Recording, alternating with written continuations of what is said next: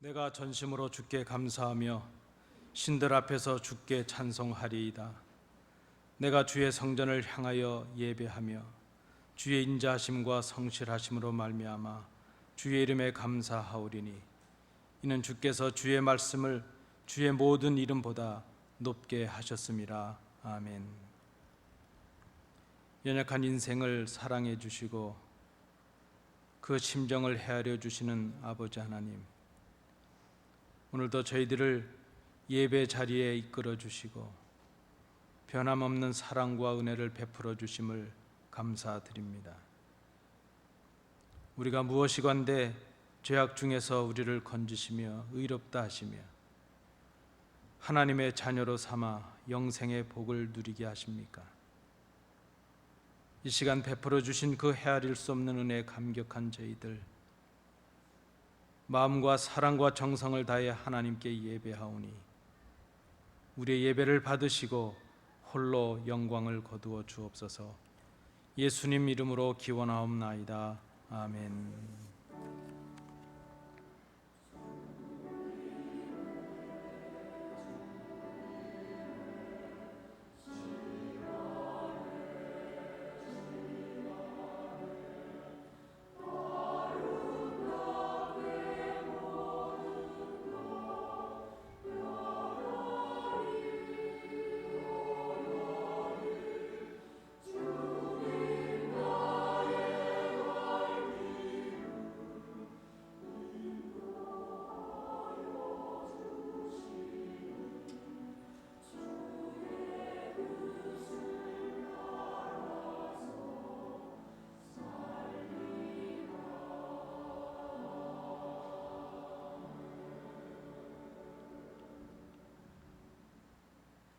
사랑과 은혜가 풍성하신 아버지 하나님, 지난 한 주간 동안 저희들이 행했던 일들을 돌아보니 너무나도 부끄럽고 죄악의 자취가 너무 많아 머리를 둘 수가 없습니다. 저희들의 입에는 하나님의 뜻을 거스리는 불평과 불만이 가득했었습니다. 저희들의 눈에는 이웃을 향한 분노와 시기와 오만과 교만이 넘쳐났습니다.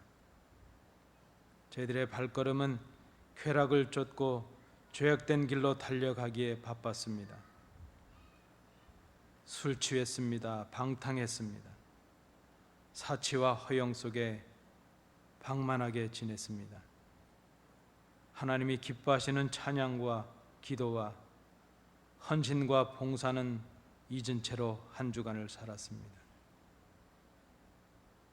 그래도 오늘 부르신 은혜를 힘입어 이 자리에 나와 머리를 숙였습니다. 두렵고 떨리는 마음으로 하나님 앞에 섰습니다.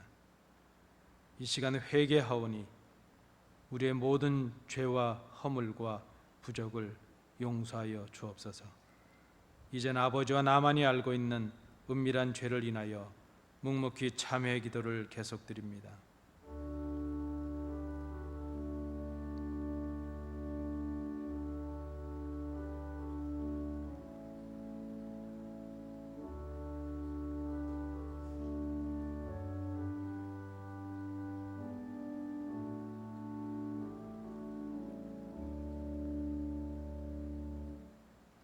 나 내 하나님 여호와는 질투하는 하나님인즉 나를 미워하는 자의 죄를 갚되 아버지로부터 아들에게로 3, 4대까지 이르게 하거니와 나를 사랑하고 내 계명을 지키는 자에게는 1000대까지 은혜를 베푸느니라. 아멘. 사도신경으로 우리의 신앙을 하나님께 고백하겠습니다.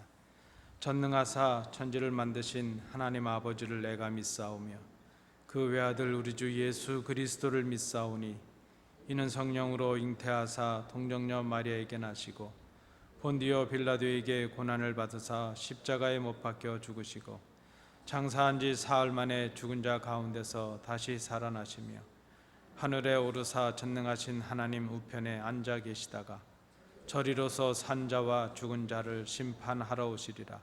성령을 믿사오며 거룩한 공회와 성도가 서로 교통하는 것과 죄를 사하여 주시는 것과 몸이 다시 사는 것과 영원히 사는 것을 믿사옵나이다. 아멘.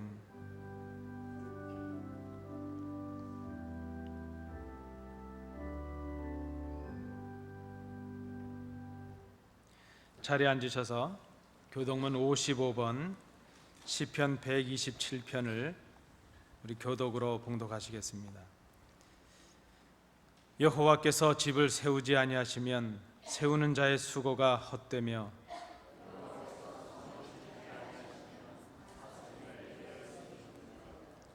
너희가 일찍이 일어나고 늦게 누우며 수고의 떡을 먹음이 헛되도다.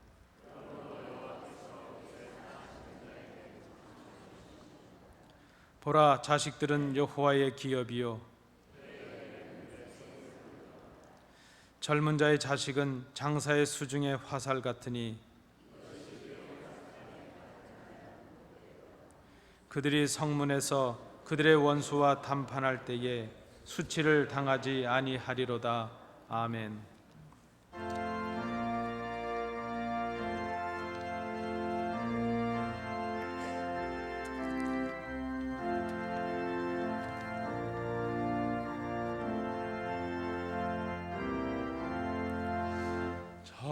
천지에 있는 이름 중 귀하고 높은 이름, 주 나시기 전 지으신 구주의 이름 예수. 주 앞에 내가 엎드려 그 이름 찬송함은 내 귀에 들린 말씀 중 귀하신 이름 예수. 주 십자가에 달릴 때 명패에 쓰인 대로 저 유대인의 왕이요 고두리 왕이시라. 주 앞에 내가 엎드려 그 이름 찬송함은 내 귀에 들린 말씀 중 귀하신 이름 예수. 지금도 살아 계셔서 언제나 하시는 일, 나 같은 죄인 부르사 참 소망 주시도다. 주 앞에 내가 엎드려 그 이름 찬송함은 내 귀에 들린 말씀 중 귀하신 이름 예수. 주 예수께서 영원히 어제나 오늘이나 그 이름으로 우리에게 참 복을 내리신다. 주 앞에 내가 엎드려 그 이름 찬송함은 내 귀에 들린 말씀 중 귀하신 이름 예수. 아멘.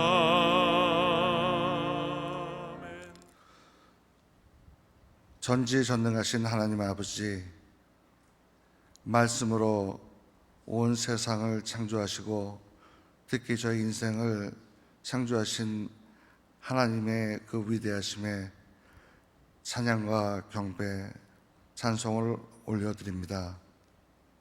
또한 사랑과 은혜가 풍성하신 하나님 아버지, 저희를 사랑해 주셔서 정말 죽을 수밖에 없는 저희들에게 예수 그리스도 독생자를 십자가에 죽으시기까지 하시고 그 핏값으로 저희를 이 자리에 있도록 하신 것 또한 감사드립니다. 전에 세상의 많은 건물 중에 저희가 이곳을 택하여 안디옥이란 이름을 저희가 갖고 이곳에서 저희가 서로 약속한 시간에 때를 맞춰서 예배를 드릴 수 있도록 허락해 주신 것 너무나 감사합니다. 이 교회를 허락하실 때에 주님께서 이곳에서 교회로서의 모든 감당할 수 있는 사명을 주신 것, 저희가 그때 책임을 갖고 다 받았으나 지금은 그대로 행하지 못하고 있음을 하나님 앞에 자주하고 또한 저희가 회개합니다. 아버지 하나님, 약한 저희들이 할 수 있는데 한계가 있음을 또한 고백합니다. 아버지 하나님, 저희를 불쌍히 여겨주시고 저희를 지켜주시기를 원합니다. 이 교회에서 저희가 예배드리며 양육하며 어린이를 잘 지도할 수 있도록 계속 주님께서 힘주시고 또한 먼저 앞서서 모든 일을 행해 주시기를 간절히 빌고 원합니다. 저희가 묵묵히 따라가며 하나님만을 보며 예수 그리스도의 십자가를 바라보며 앞으로 전진하는 저희 될 수 있도록 해주시고 순종하는 마음으로 하나하나를 헤쳐나갈 수 있는 저희들이 될 수 있도록 인도하여 주시옵소서. 조금 있으면 한국 학교를 위하여 저희가 펀드레이징을 합니다. 그 행사에도 주님께서 함께 하셔서 잘 이루어질 수 있도록 모든 것을 성공적으로 할 수 있도록 지켜주시기를 원합니다. 또한 교회를 같이 섬기다 떠나는 많은 분들, 떠난 분들과 또 앞으로 떠나게 될 분들, 어디에 가시든지 예수 그리스도와 동행하는 생활을 할 수 있도록 지켜보아 주시고 예수님을 멀리하지 아니하도록 항상 주님께서 주님의 날개 안에 품어주시기를 원합니다. 예배를 위해서 힘쓰는 찬양대와 찬양팀 또한 수종드는 많은 분들이 어디에 있든지 나타나는 곳에 있든지 그렇지 않은 곳에 있든지 숨어서 봉사하는 모든 분들에게도 주님께서 그 봉사하는 수고를 잊지 마시고 만배로 갚아주시기를 간절히 원합니다. 특별히 이 교회를 이끌어 가시는 우리 권 목사님 주님께서 지켜주시고 힘주시고 영육간의 강건함을 주시고 세상의 어려움에 휩싸이지 아니하도록 지켜보아 주시옵기를 간절히 빌고 원합니다. 오늘 이 예배가 하나님 앞에 온전히 상달되며 저희들에게 큰 기쁨과 위로가 되게 수 있는 그런 예배가 되게 해주시옵고 무엇보다도 하나님이 기뻐하시는 예배가 될 수 있도록 저희가 모든 것을 다 바쳐 예배 드릴 수 있도록 성령께서 함께하여 주시옵소서. 이 모든 기도 우리 주 예수 그리스도의 이름으로 기도 올리옵나이다. 아멘. 하나님의 말씀을 우리 함께 교독으로 봉독하시겠습니다. 구약성경 창세기 32장 22절부터 31절까지의 말씀입니다. 구약성경 49면입니다. 창세기 32장 22절부터 31절까지의 말씀 우리 교독으로 봉독합니다. 밤에 일어나 두 아내와 두 여종과 11 아들을 인도하여 야복 나루를 건널세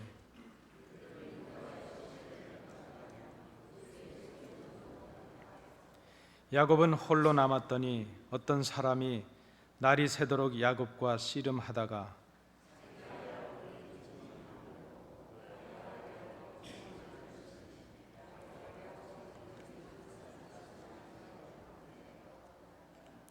그가 이르되 날이 새려하니 나로 가게 하라. 야곱이 이르되 당신이 내게 축복하지 아니하면 가게 하지 아니하겠나이다.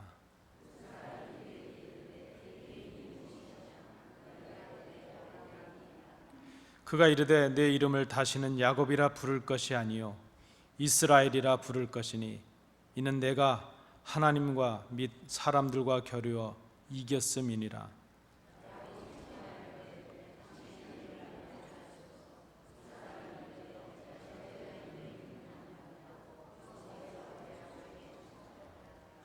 그러므로 야곱이 그곳 이름을 브니엘이라 하였으니 그가 이르기를 내가 하나님과 대면하여 보았으나 내 생명이 보존되었다 함이더라.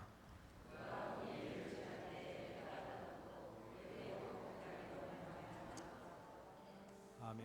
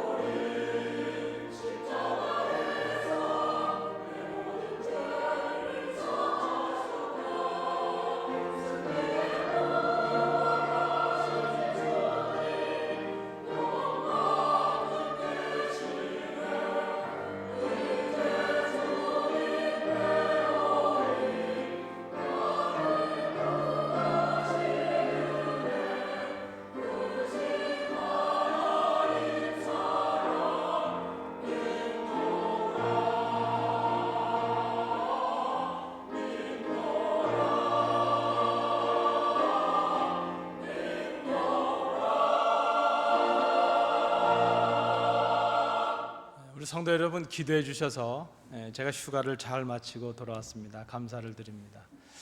지금 한참 아마 올림픽 경기가 오늘이 아마 끝이 아닌가 생각이 됩니다. 올림픽에 많은 경기들이 있는데 특별히 저는 그 경기들 중에 육상이나 수영 같은 경기를 참 좋아합니다. 그 이유가 무엇인가 하면 배구나 축구나 뭐 배드민턴이나 이런 탁구나 이런 경기는 조금 남을 속여야 되거든요. 축구도 배구도 이렇게 페인트를 해서 좀 상대방이 속아 넘어가도록 해야 유리하죠. 그런데 육상은 좀 정직한 것 같아요. 자기 트랙에서 그저 자기의 경주를 하는 것이죠. 이번에 육상 경기 중에 미국 여자 대표팀이 400m 계주 4명이 100m를 나누어서 뛰는 경기가 있었습니다. 물론 그 미국 팀이 금메달을 땄습니다. 금메달을 땄다는데 제가 감격한 것이 아니고 그 선수들이 그 결승점에 도착을 하고 나서 처음으로 했던 행동이 무엇인가 하면 네 명이 어깨를 감싸 안고 그 중에 세 번째로 뛰었던 한 선수가 하나님 앞에 기도를 하는 것입니다. 갑자기 선수들이 뛰어와서 그 스크럼을 짜듯이 어깨를 감싸서 고개를 숙이니까 카메라가 뭐 하는가 궁금해서 그 밑에 카메라를 들이댔습니다. 그런데 한 선수가 하나님 앞에 기도를 하는 것입니다. 제가 다 알아듣진 못했고 시끄럽고 그랬지만 정확하게 알아들었다는 건요, 그 처음을 땡큐라는 말로, 하나님 앞에 감사하는 말로, 그리고 마지막엔 분명히 끝냈는데 많은 그 네 명의 선수들이 함께 외친 것이 있었죠. 아멘. 그래서 제가 그 부분을 보면서 다시 한번 감동을 받았습니다. 이 선수들이 그 육상이라는 고된 훈련을 하면서 얼마나 많은 땀을 흘렸고 얼마나 많은 눈물을 흘렸겠는가.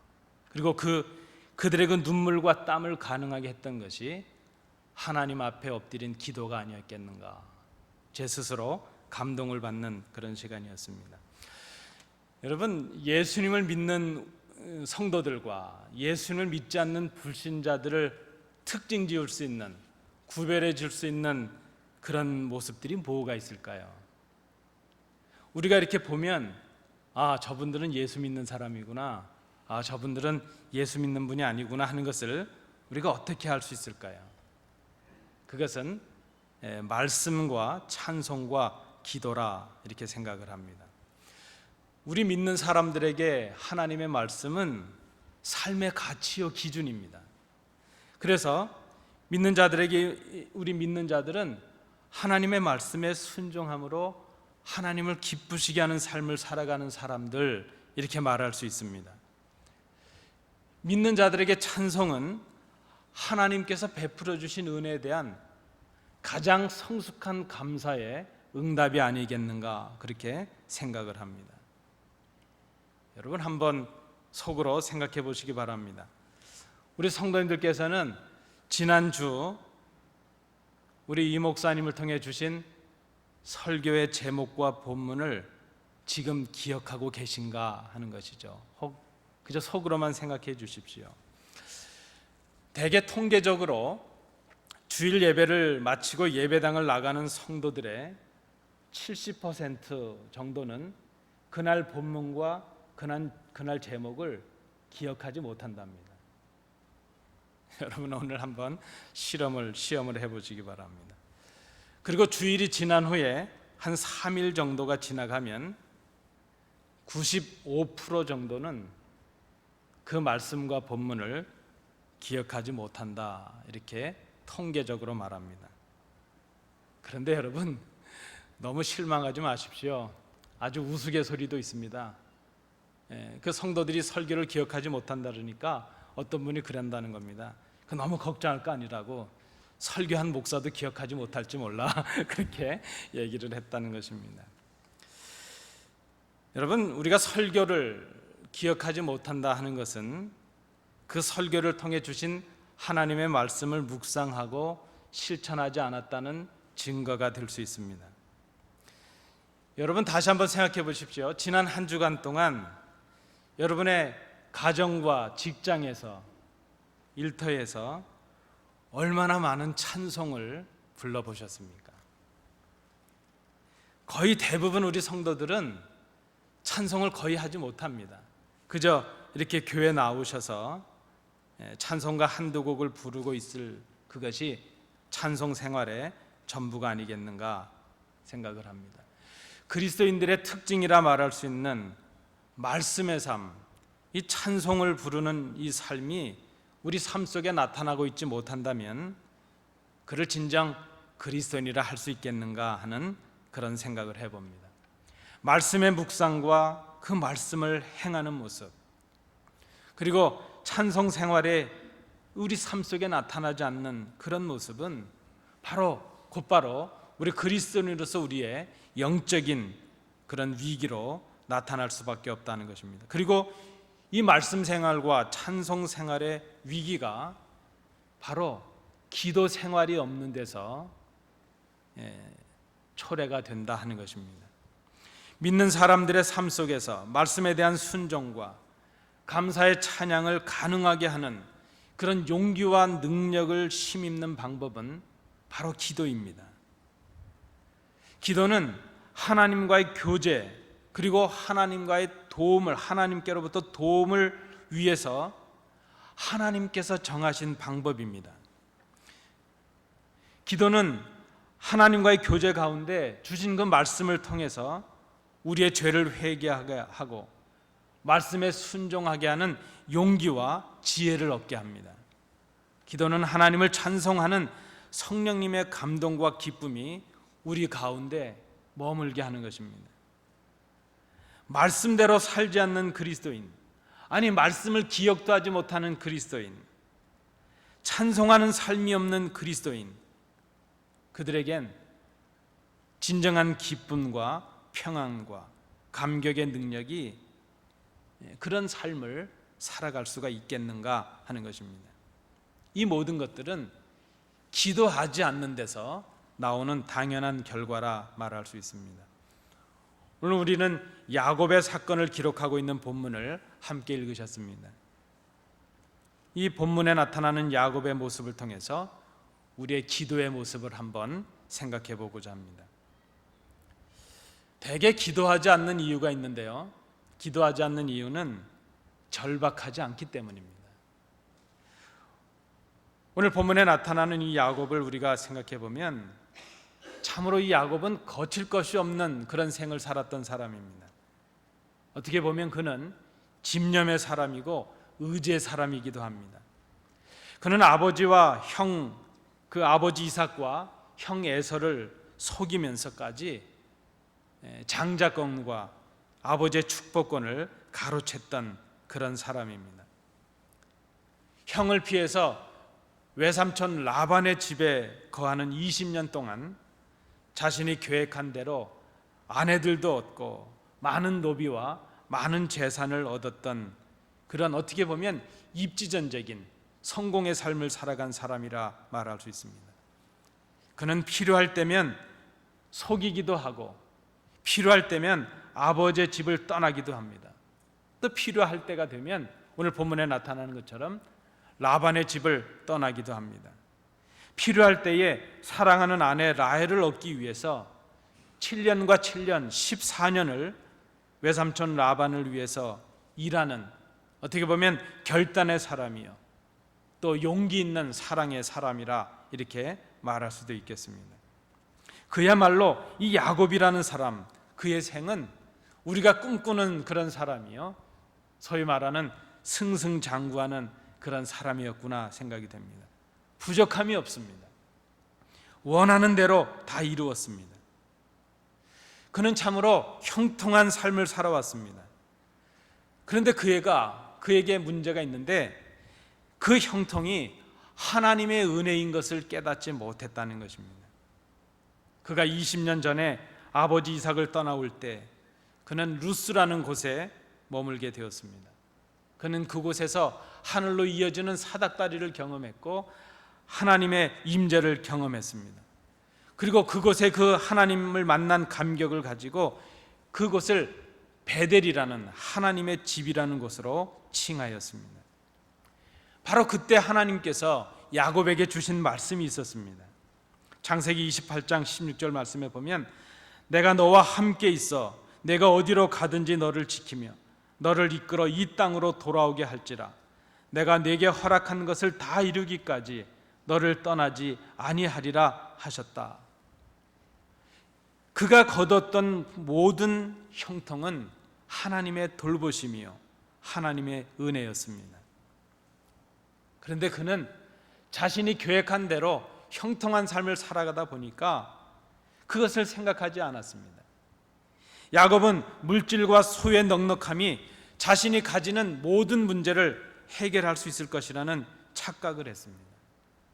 자기가 추구하며 살아온 그 삶, 많은 것을 계획한 대로 얻으며 형통했던 그런 삶이 바로 행복한 삶이요 모든 목적을 이룬 삶이라 그렇게 생각을 했다는 것입니다.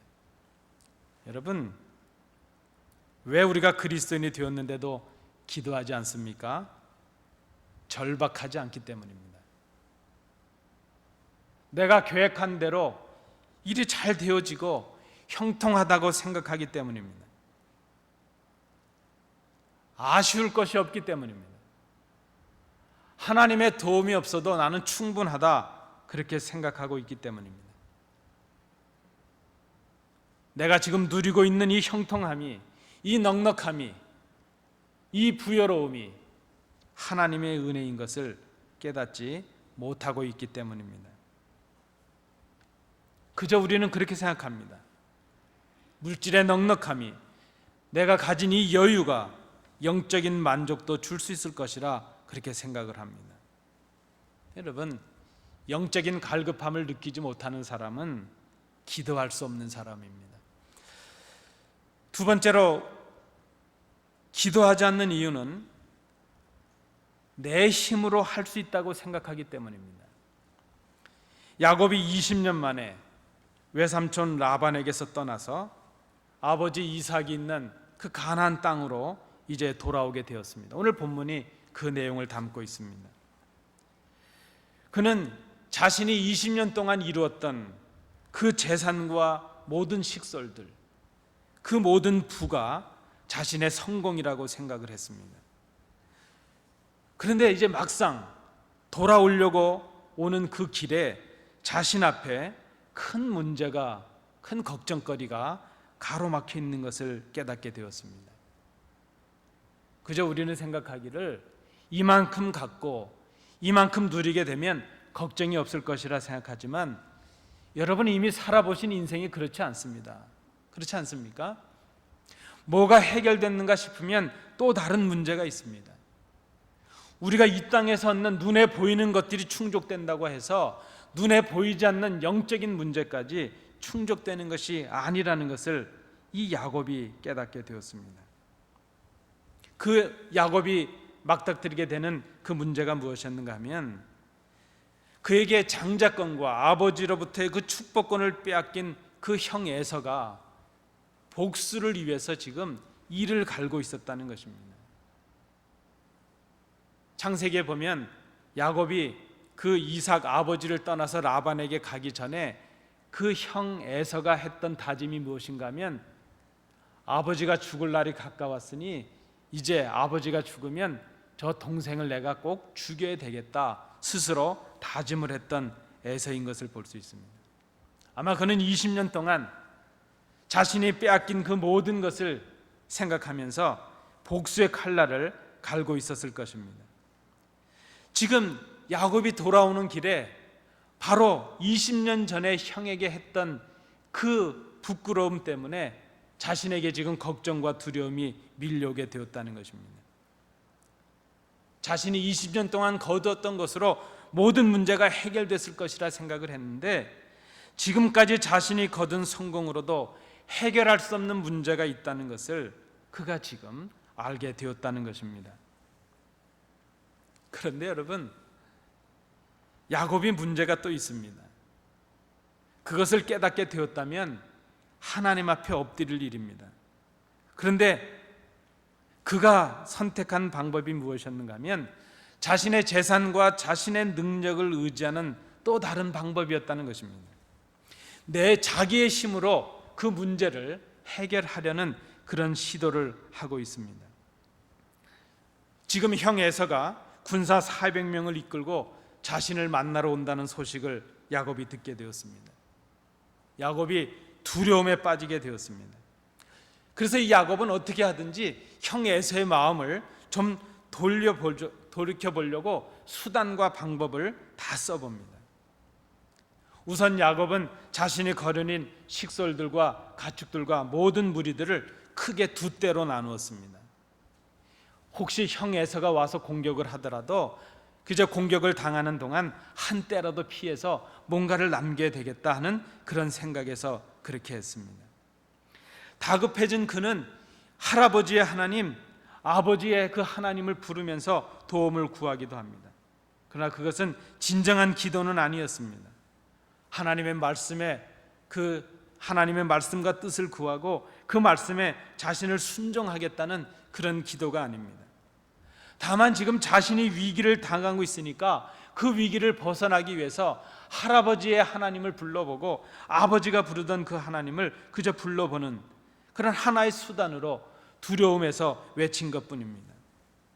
야곱은 그것도 모자라서 형에게 보낼 예물을 이제 뽑습니다. 얼마나 야곱이 치밀한지 이 선물들을 한꺼번에 보내지 아니하고 그 수많은 선물들을 몇 배로 나눕니다. 그 왜 그랬을까 생각을 해보면 그저 아무리 큰 선물이라도 한 번에 다 주고 나면 감격이 한 번밖에 없을 텐데 그저 그 많은 짐승들을 먼저 보내고 또 사람들과 보내고 또 나중에 또 있다가 또 보내고 또 보내고 아마 그 성경에 나타나는 그 많은 짐승들, 많은 선물들을 여러 때로 나누어서 보내는 것을 보게 됩니다.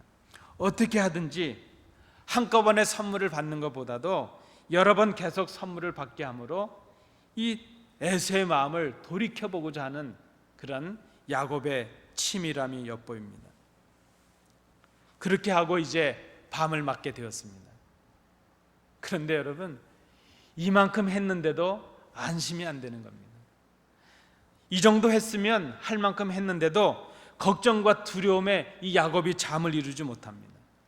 잠을 자던 야곱이 다시 그 잠에서 깨어서 이제는 그 아내들과 여종들과 자식들 11 아들들을 이제 먼저 야복강을 건너게 합니다. 그 선물들을 보내놓고도 자신은 앞서서 그 아내들과 그 아들들을 먼저 보내는 것이죠. 아마 이것도 그런 마음이 아니었겠습니까? 에서가 선물을 받고서도 마음을 돌이키지 않았다면 혹시 이제 그 자기의 아내들과 그 에서에게 조카가 되는 야곱의 아들들을 보게 되면 그 조카를 봐서라도 그 야곱에 대한 그 보복의 마음, 복수의 마음을 돌이키지 않겠는가 하는 그런 기대를 가지고 그렇게 했던 것으로 보여집니다. 자신의 위기를 부와 능력으로 자신의 지혜로 모면해 보려고 합니다. 그것도 안 되니까 자신의 사랑하는 가족들을 앞세워서라도 자신의 목숨을 지켜보고자 그렇게 애를 씁니다.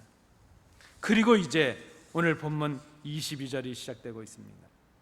그렇게 자기의 자식들까지도 다 보내고 나서 그가 혼자 남게 되었다는 것입니다. 오늘 본문 22절 말씀에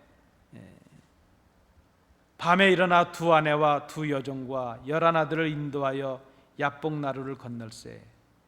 23절입니다. 그들을 인도하여 시내를 건너가게 하며 그의 소유도 건너가게 하고. 우리 24절을 함께 읽으시겠습니다. 야곱은 홀로 남았더니 어떤 사람이 날이 새도록 야곱과 씨름하다가. 여러분, 야곱이 그 어려움을 당했어도 깨닫지 못한 것이 있습니다.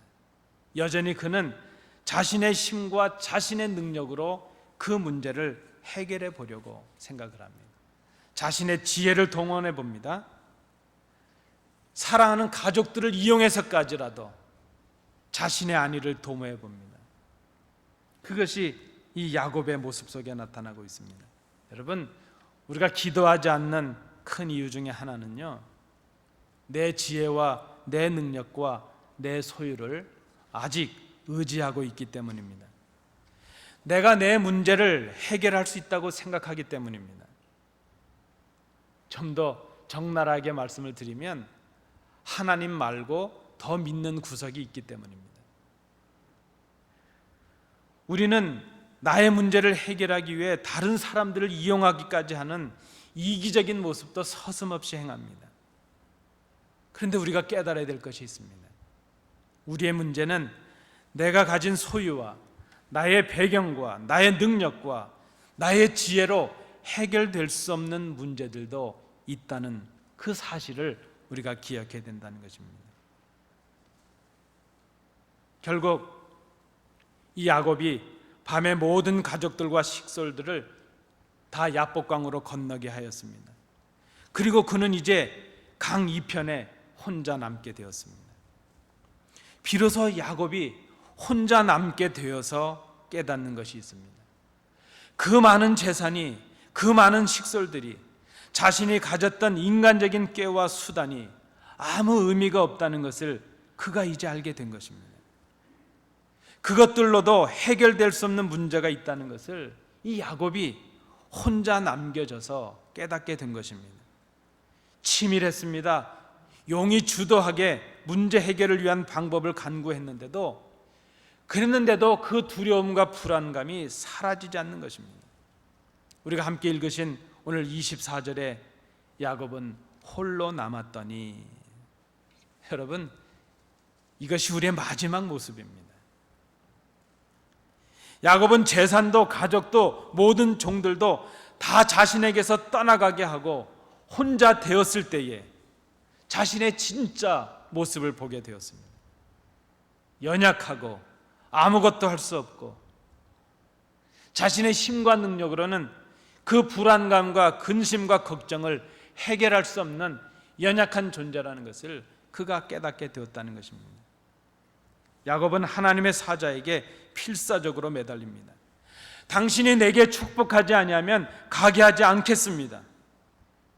야곱은 자신이 지금까지 성취한 것이 복이라고 생각해 왔습니다. 그런 것들로 모든 문제가 해결되고 자신이 행복할 수 있다고 생각을 했습니다. 그런데 이제 그가 혼자 남겨졌을 때 그런 것들은 진정한 복이 될 수 없다는 것을 깨닫게 되었다는 것입니다. 그는 지금 오직 하나님께서 주시는 복이 있어야함을 간구하고 있습니다. 여러분, 나에게 아무것도 없다는 것을 깨달을 수 있다면 그것은 은혜입니다. 내가 아무것도 할 수 없음을 깨달을 때, 그때가 하나님 앞에 엎드려야 될 때라는 말씀입니다. 우리 주님께서도 십자가라는 절망과 낙심의 자리에 서셨습니다. 그때 주님은 기도하셨습니다. 주님은 하나님께 그렇게 절규하셨습니다. 하나님, 이 십자가를 피할 길이 없겠습니까? 하나님께 물으셨습니다. 인간이 감당할 수 없는 그 두려움과 그 절망의 자리에서 주님은 땀이 피가 되도록 기도하셨습니다. 우리의 절망과 낙심의 끝자리에 하나님께서 계십니다. 주님 외에 길이 없다는 것을 아는 것은 은혜입니다.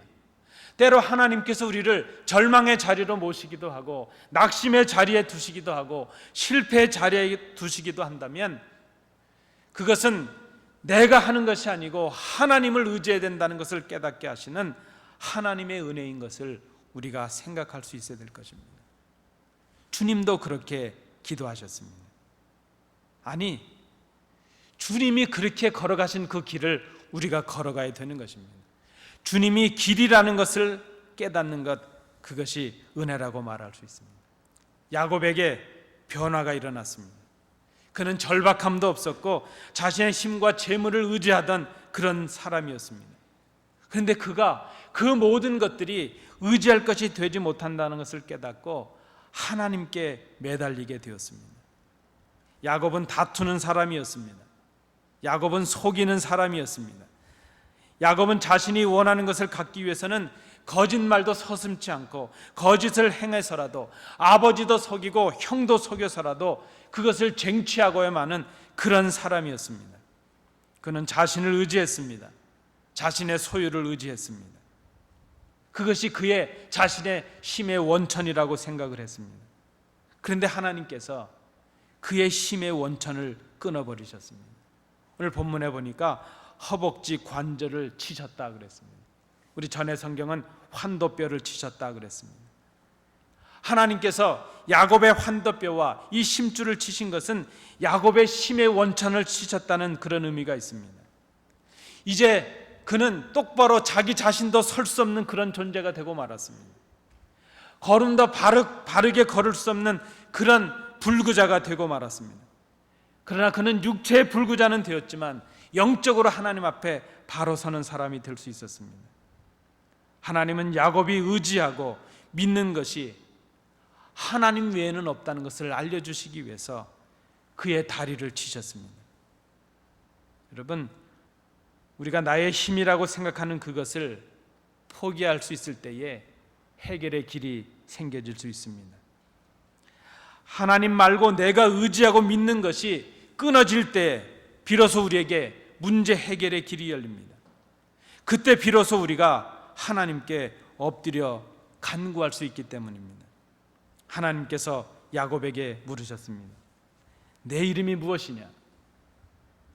이것은 야곱에게 내가 어떤 사람이냐, 내가 어떤 삶을 살아왔느냐, 지금 그것을 묻고 계신 것입니다. 야곱이 대답합니다. 야곱입니다. 내 이름을 다시는 야곱이라 하지 말고 이스라엘이라 하라. 이는 내가 하나님과 사람들과 겨루어 이겼기 때문이다.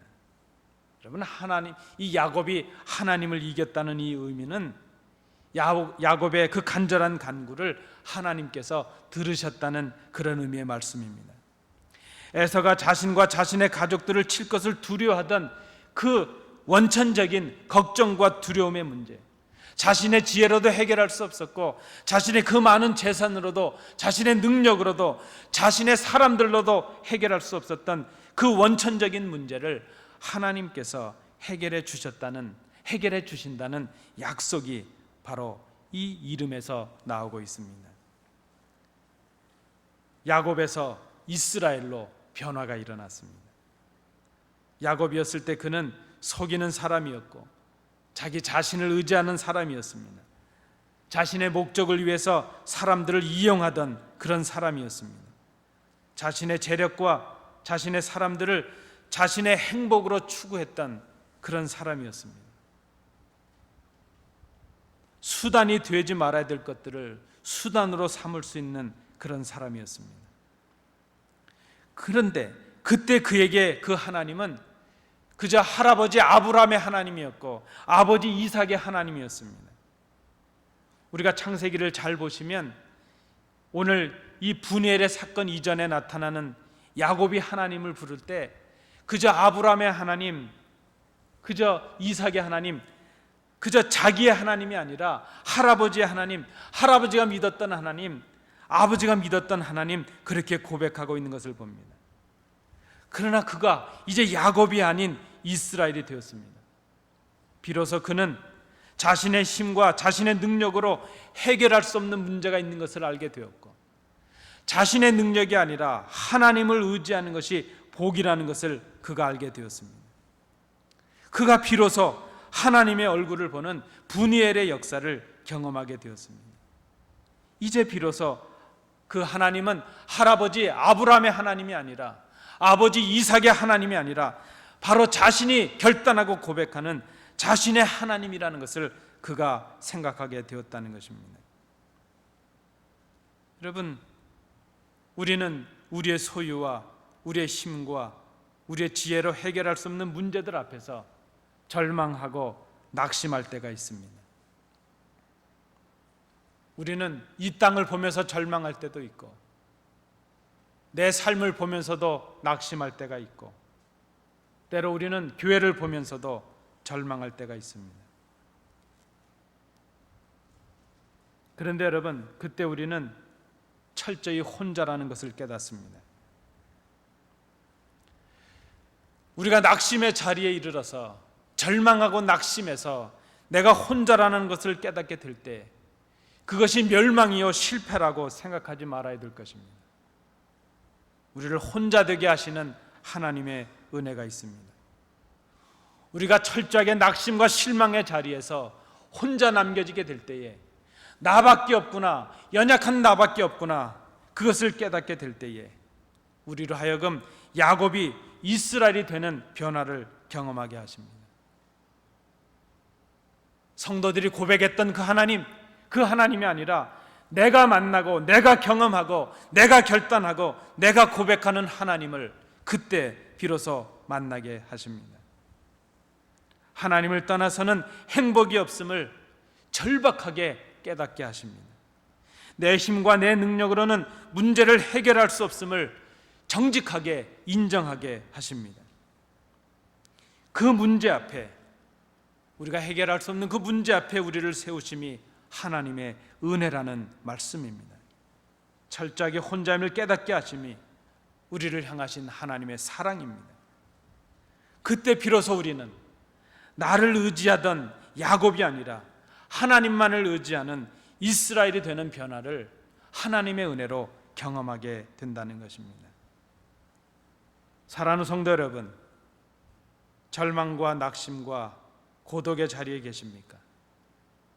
아무도 도움이 되지 아니하고 길이 없습니까? 사방이 막혀 있고 갑갑하십니까? 그 누구도 우리를 도울 수 없고 문제 해결의 출구가 보이지 않으십니까? 그 절망과 낙심과 고독의 자리에서, 내가 철저히 혼자 남겨지는 그 자리에서 하나님만이 나의 도움이심을 깨닫는 자리가 된다면 야곱이 이스라엘로 변하는 하나님의 은혜를 경험할 수 있습니다. 그때 우리가 하나님께만 매달리는 사람이 될 수 있습니다. 하나님께만 매달리는 그 자리에서 하나님께서 우리에게 하나님의 얼굴을 보여주십니다. 분이엘의 역사를 우리로 경험하게 하신다는 그런 말씀입니다. 우리의 이름이 야곱이 아니라 새로운 사람 이스라엘이 되는 복을 우리가 누려야 될 것입니다. 야곱이 한 사람 때문에 이스라엘이 하나님의 백성으로 거듭나는 역사가 있었습니다. 우리 성도님 한 분 한 분이 야곱이 변하여 이스라엘이 되는 이 변화를 경험하게 될 때에 우리에게 하나님의 얼굴이 비춰지는 놀라운 역사가 새롭게 일어날 것입니다. 이 변화를 경험하시는 우리 온 교회 성도들 되시기 바랍니다. 기도합니다. 은혜로우신 아버지 하나님, 야곱처럼 살아온 저희들입니다. 절박함도 없었습니다. 하나님의 도움이 필요하지도 않다고 생각했습니다. 내 힘과 내 능력과 내 지혜로 충분하다고 생각했습니다.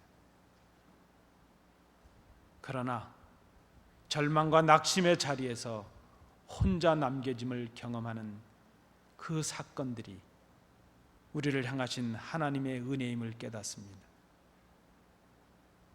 이제 하나님께만 매달리는 저희들이 되게 하옵소서. 그곳에 야곱이 이스라엘이 되게 하는 역사를, 그 분이엘의 역사를 경험하는 저희 교회가 되게 하옵소서. 예수님 이름으로 기도하옵나이다. 아멘.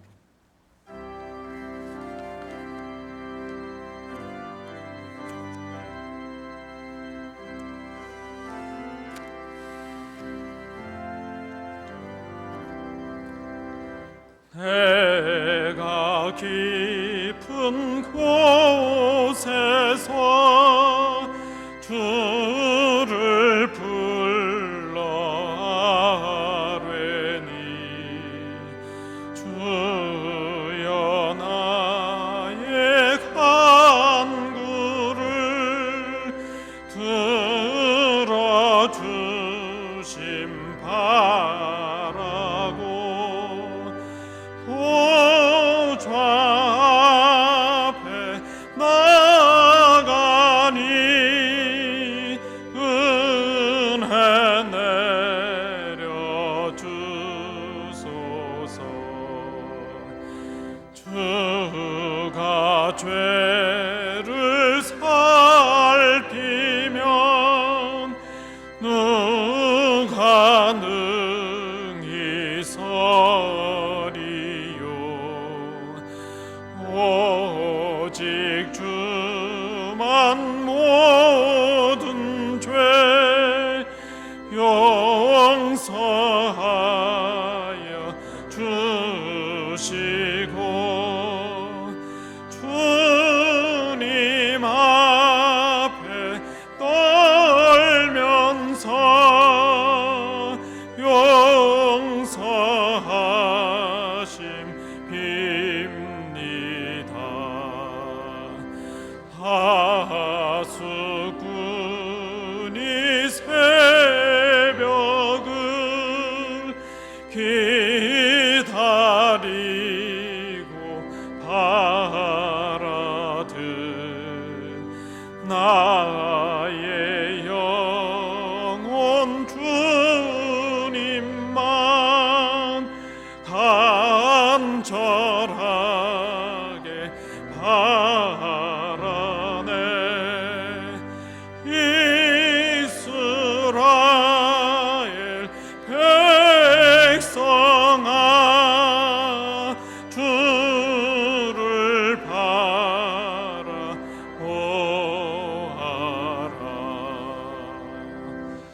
주의 크신 은혜와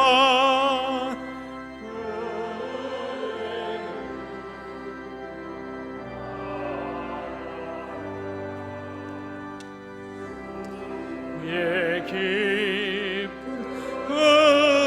은총에 우리 구원이 있으니 변함없는 주님만 믿고 기다릴지라. 은혜가 풍성하신 아버지 하나님, 야곱처럼 살았던 저희들이지만 저희들을 다시 부르셔서 절망의 자리, 낙심의 자리, 실패의 자리에 서게 하시고 우리를 혼자 되게 하시며 우리의 환도뼈를 끊으시며 우리를 하나님만 의지하는 이스라엘로 삼으시는 하나님의 은혜를 생각합니다. 인간적으로 보면 절망이요 낙심이지만 그것이 하나님의 은혜인 것을 깨닫게 하옵소서. 그 자리에서부터 부흥의 역사가 있고 그 자리에서부터 하나님의 얼굴과 하나님의 영광을 보는 분이엘의 역사가 있음을 저희들이 깨닫게 하옵소서. 아버지 하나님, 주님을 향한 사랑과 결단을 다짐하며 이 시간 우리의 예물을 드립니다. 이 예물을 받으시고 하나님 기뻐하시며 하나님 나라와 영광을 위하여 아름답게 쓰여지는 예물 되도록 구별하여 주옵소서. 드린 손길들 위에 주님의 얼굴을 보는 놀라운 역사가 그 가정과 기업 위에 충만케 하여 주옵소서. 감사드리며 예수님 이름으로 봉헌 기도하옵나이다. 아멘. 감사합니다. 자리에 앉으시겠습니다.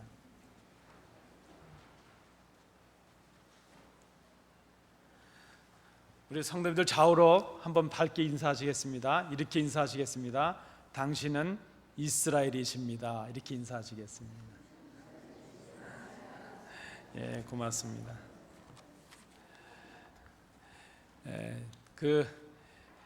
이제 더위가 좀 이 마지막 더위가 더 덥지 않겠습니까? 더 따갑고. 그런데 이 마지막 더위가 따가워야 포도 열매가 또 단맛이 있고 신맛이 나지 않겠습니까? 이제 여름이 막바지에 가는데 잘 인내하셔서 건강하신 우리 성도들 되시기 바랍니다. 아까 말씀드린 대로 우리 성도님들께서 기도해 주셔서 저희 가족이 한 주간 잘 쉬고 지난 화요일 날 잘 복귀를 했습니다. 감사를 드립니다. 우리 새벽 기도회 이제 갈라디아서 묵상을 지난주로 마치고 이번 주부터는 다니엘서를 묵상하도록 그렇게 하겠습니다. 일단 한번 나와 보시죠. 새벽에 기도하시는 우리 성도들 되시기 바랍니다. 우리 오늘부터 성경 공부 계속 진행되겠습니다. 우리 다음 주에 당회로 모이겠습니다. 오늘 친교는 구역별로 모입니다. 우리 아까 장로님 기도도 하셨지만 이제 9월 1일 우리 한국학교 펀드레이징 골프 대회가 있겠습니다.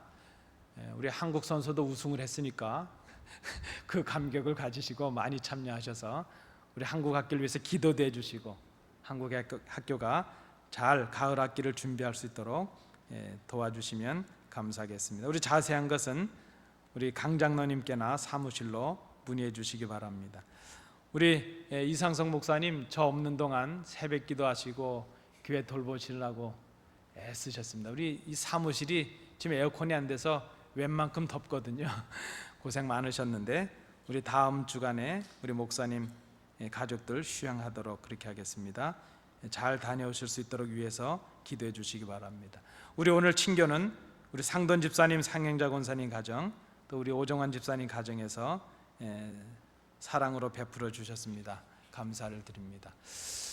제가 좀 머뭇거리긴 하는데 우리 아까 장로님 기도도 하셨는데요.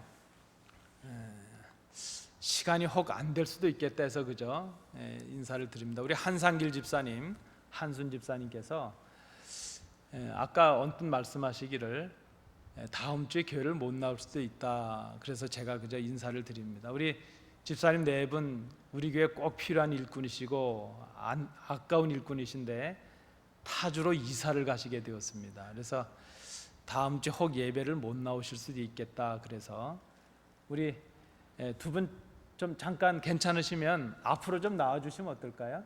우리 한상길 집사님, 한순 집사님 그저 타주에 다녀오신다 그래서 저는 제가 그렇게 기도했거든요. 하나님 안 가고 여기 좀 계시게 해주시면 안 되겠습니까? 그랬는데 다녀오시더니 가셔야 되겠다 그러십니다. 그래서 아마 오늘이 마지막이 될지 다음 주가 마지막이 될지 제가 오늘 기도는 하지만 가능하시면 다음 주 한번 더 오시죠, 뭐 집사님. 우리 루지애나주라 그러셨나요, 집사님? 로스캐롤라이나. 제가 막 줄을 바꿔버렸습니다. 우리 이제 이사 가셔서 새로운 곳에 정착하시게 되었는데 우리 좀 큰일 났습니다. 우리 이제 찬양팀 어떡하고 찬양대 어떡할까? 우리 귀한 일꾼들 보내주셨던 하나님께 감사를 드리고 그 빈자리를 또 하나님께서 채워주시기를 이제 기도합니다. 우리 좀 안타깝고 섭섭하고 아쉽지만 이제 하나님의 인도하심 따라 움직이게 되었습니다. 우리 인사하실 때 우리 박수로 격려해 주시면 감사하겠습니다. 우리 두 분 한번 인사하실까요? 제가 한번 기도하겠습니다. 은혜로우신 아버지 하나님, 귀한 우리 남정과 여정, 귀한 집사님들을 저희 교회에 보내주셔서 사랑으로 서로 협력하게 하시고 두 분의 봉사를 통해서 특별히 우리가 하나님을 찬양하는 일을 함께 감당할 수 있도록 인도해 주셨음을 감사드립니다. 좋은 성도였고 좋은 사람들이셨습니다. 헤어지게 되는 것이 정 안타깝고 섭섭함을 금할 길이 없습니다. 그러나 하나님의 계획이 있고 뜻이 있는 줄로 믿습니다. 이제 하나님 원하시면 안 가시면 좋겠고 또 다시 만날 기회를 속히 주시면 참으로 감사하겠습니다. 아버지 하나님, 이제 새로운 곳을 향해 떠나시는 네 분에게 하나님의 인도하심을 허락해 주셔서 어디로 가든지 무엇을 하든지 하나님이 동행해 주시며 이제 이곳에서 가졌던 기쁨과 감격보다도 더 큰 감격과 기쁨을 그곳에서 누릴 수 있도록 주님 도와주시옵소서. 우리가 믿음으로 한 형제가 되었기에 어디에 가든지 서로를 기억하게 하시고 기도하게 하셔서 우리에게 맺어주신 이 관계를 지속하는 저희들이 되도록 인도해 주옵소서. 우리 네 분이 섬겼던 이 귀한 봉사의 자리들 빈자리가 되지 않도록 하나님 채워 주옵시고 이 네 분이 보여주셨던 이 사랑과 충성과 봉사가 우리 교회에 이제 큰 씨앗이 될 수 있도록 주님 도와주시옵소서. 남은 모든 일정들까지도 주님 주관하여 주옵소서. 감사드리며 예수님 이름으로 축복하며 기도하옵나이다. 아멘. 우리 나중에 인사들 또 나눠주시 바랍니다. 감사합니다. 이제 우리 다른 광고 없으시면 다 일어나셔서 주님 가르쳐 주신 기도 찬양하겠습니다.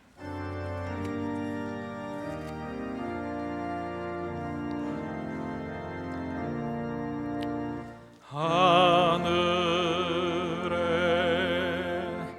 계신 아버지 이름 거룩하사 주님 나라 임하시고 뜻이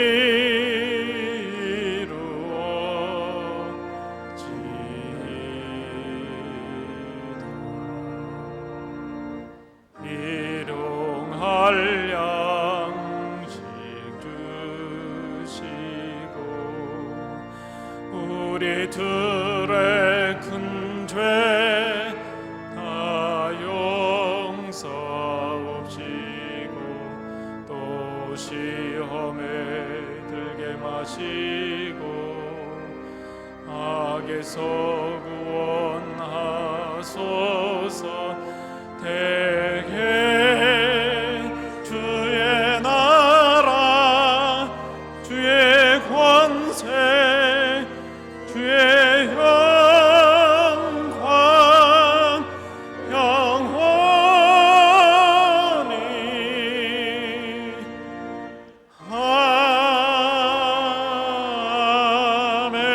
아멘. 은혜가 풍성하신 아버지 하나님, 사랑하는 주의 자녀들이 이제 예배를 마치고 세상을 향해 나가고자 합니다. 이번 한 주간 동안 야곱이 아니라 이스라엘의 생을 살아가는 승리자들이 되게 하옵소서. 인생의 낙심의 자리, 실패의 자리, 절망의 자리에서 하나님의 얼굴을 보는 놀라운 역사를 경험하는 이 한 주간이 되게 하옵소서. 하나님의 은혜로 부흥의 역사를 이어가며 하나님의 은혜로 이제 복의 근원의 삶을 이어가는 복된 성도들, 복된 교회 되게 하여 주옵소서. 이제는 예수 그리스도의 은혜와 우리 아버지 하나님의 크신 사랑하심과 성령님의 교통하심이 하나님께 나와 예배하며 우리에게 주시는 말씀을 통하여 낙심과 절망의 자리에서 야곱을 이스라엘로 바꾸시는 하나님의 역사, 하나님의 얼굴을 경험하며 그런 기도의 능력의 사람이 되기를 마음에 결단하는 주의 자녀들 위해, 그 가정과 기업 위에, 우리 안디옥 교회 위에, 이제 새로운 곳을 향해 떠나는 남녀 종의 그 가정 위에 항상 함께 계시기를 간절히 축원하옵나이다. 아멘.